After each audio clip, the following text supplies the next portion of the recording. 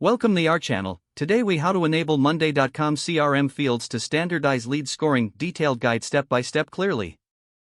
To enable Monday.com CRM fields for standardized lead scoring, start by logging into your Monday.com account. Navigate to the board where you manage your leads. Look for the column that holds your leads data. Click on the plus add column button on the right side of your board. Choose the status column type from the drop-down menu. Name this column lead score. Next, define the scoring criteria for your lead scores. Consider using a scale from 1 to 10, where 1 indicates a low-quality lead and 10 indicates a high-quality lead. Click on the newly created lead score column header. Select Edit Labels to customize your scoring options. Input the labels based on your scoring scale, such as 1 is low and 10 is high. Now, return to your lead entries in the board. For each lead, select the appropriate score based on your defined criteria. To add more granularity, consider adding additional columns. These could include areas like lead source, engagement level, or industry.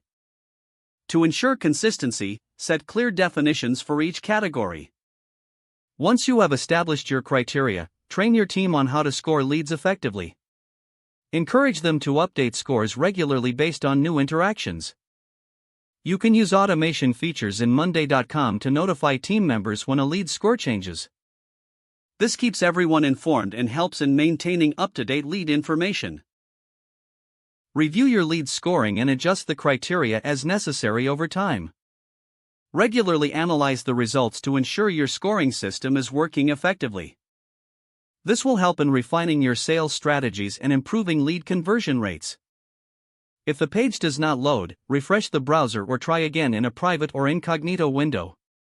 Make sure you are using the correct email address, then retype it carefully to avoid small typos.